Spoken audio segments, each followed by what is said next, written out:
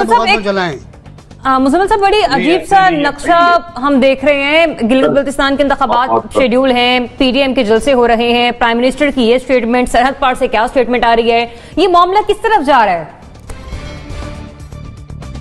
अजीत दोवल ने जो बयान दिया है उसके बाद आज यूएस सेक्रेटरी ऑफ स्टेट और यूएस सेक्रेटरी ऑफ डिफेंस दोनों आज दिल्ली पहुंचे हैं और कल यूएस और इंडिया बहुत बड़ा डिफेंस एग्रीमेंट बीका करने जा रहे हैं, जिसके तहत इंडिया के जो मिसाइल्स और दूसरों को अमेरिकन सैटेलाइट्स की मदद हासिल होगी, ट्रैकिंग हासिल होगी, जिससे उनकी एक्यूरेसी 100% हो जाएगी। ये जो उन्होंने बयान दिया, इंडिया में इस वक्त जश्न का समय है, उनका अमेरिका के साथ बहुत बड़ा डिफेंस एग्रीमेंट कल साइन होने जा रहा है और अमेरिकी इंतखाबात से एक हफ्ता कबल यूएस सेक्रेटरी ऑफ स्टेट और यूएस सेक्रेटरी ऑफ डिफेंस आज दिल्ली लैंड किए हैं और वो उनसे डिफेंस एग्रीमेंट साइन कर रहे हैं, जिसे बीका कहा जा रहा है।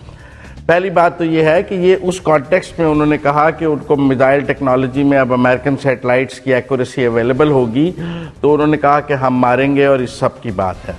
बाकी यहाँ कहा गया कि अब्दुल्ला यहाँ आए हैं, यहाँ से अब्दुल्ला सीधा इंडिया चले गए थे और जो गुफ्तगू उन्होंने इंडिया की वो भी जरा पढ़ लें। उन्होंने पाकिस्तान की, जो भी पाकिस्तान आता है वो इंडिया चला जाता है।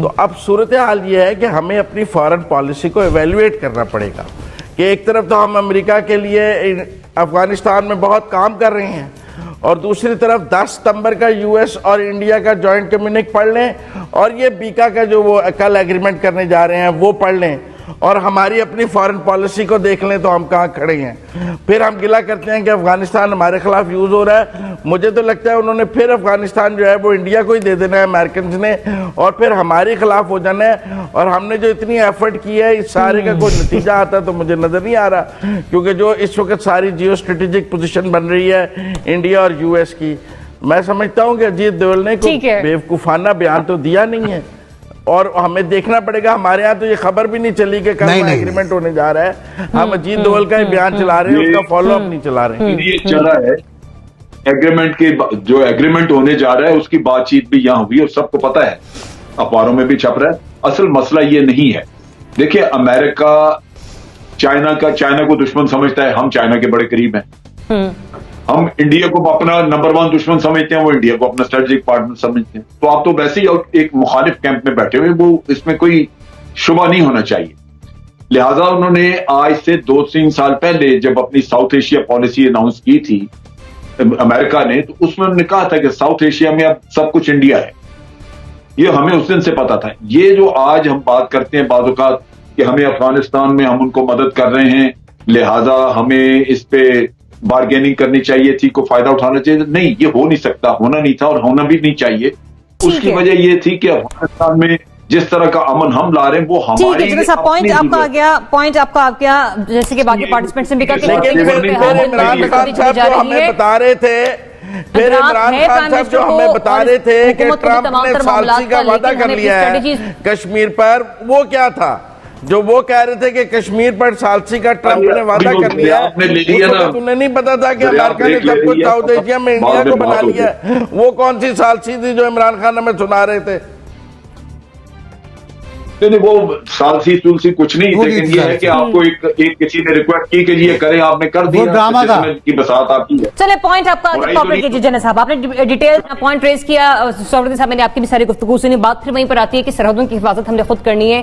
दुश्मन का काम तो है कि खतरे की घंटी बजाना, बड़ी बड़ी भड़के मारना और धमकियां देना, लेकिन अपने घर की हिफाजत हमने खुद किस तरह से करनी है, चाहे वो हमारे सियासी अंदरूनी मामलात हो या फिर बैरूनी ताकतों का पाकिस्तान में मुलव्वस होना। के सामने है कराची को सक्सेसफुली मैनेज करना, बलोचिस्तान में आप फेजेस देखते हैं, बिल्कुल अमन हो जाता है, उसके बाद फिर एक सर्ज आती है, फिर आपको सेक्टेरियन वायलेंस की बिल्कुल खामोशी मिलती है, फिर एक मौलाना जो है उनका कत्ल हो जाता है। सो बेसिकली ये मुस्तकिल 40 साल हो गए हैं। जनरल अमजद इस चीज़ को इंडोर्स करेंगे कि पाकिस्तान यही कर रहा है।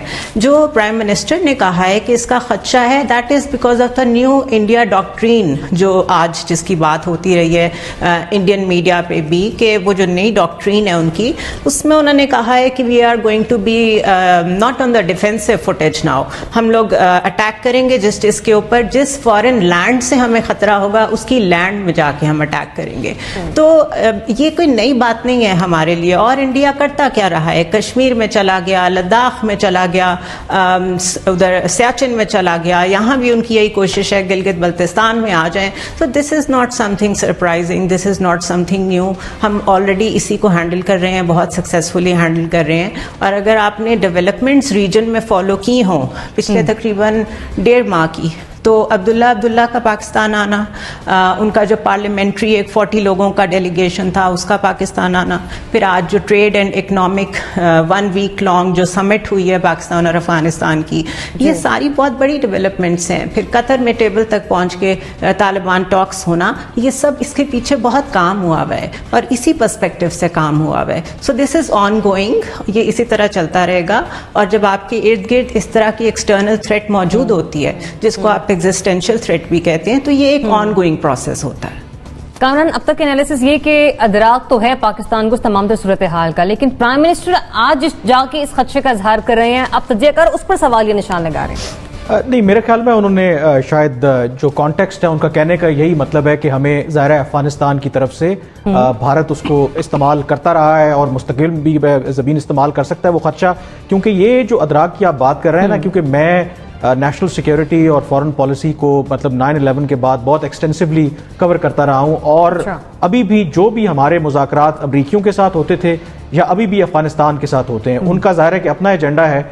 हमारा हमेशा जो टॉप 3 एजेंडा आइटम्स होते थे वो हमेशा यही हैं कि जी अफगानिस्तान की जो सरजमीन है वो पाकिस्तान के खिलाफ इस्तेमाल हो रही है, वो TTP हो, वो दाइश हो, उसमें रॉ और NDS मिलकर काम कर रहे हैं और ये एक ओपन सीक्रेट है, इसके ऊपर बहुत ज़्यादा बात हो चुकी है। तो इसमें तो कोई शक नहीं है कि इसमें कि कोई ये नई बात है। रही बात जो अजित डोवल की बात है, वो भी कोई नई बात नहीं है। उन्होंने मोदी सरकार गवर्नमेंट ज्वाइन करने से पहले वो उन्होंने एक थिंक टैंक के साथ खिताब करते हुए उन्होंने एक टर्म कॉइन की थी, ऑफेंसिव डिफेंसिव। मतलब उनका ख्याल है कि भारत बहुत अरसे तक जो है ना उनकी अप्रोच डिफेंसिव रही है कि पाकिस्तान जो भी कार्रवाइयां मुबैना तौर पर करता रहा है, भारत ने हमेशा मुज़ाकरात का सहारा लिया और कभी प्रोएक्टिव अप्रोच नहीं अपनाई। तो ऑफेंसिव डिफेंसिव का मतलब ये था कि पाकिस्तान के अंदर जो उनकी अंदरूनी कमजोरियां हैं उनको आप एक्सप्लॉइट करें, क्योंकि 9/11 के बाद पाकिस्तान में दहशतगर्दी की जंग जारी थी और उन्होंने नाम लेकर के कहा जैसे TTP जैसे ग्रुप हैं, आप उनको फंड करें,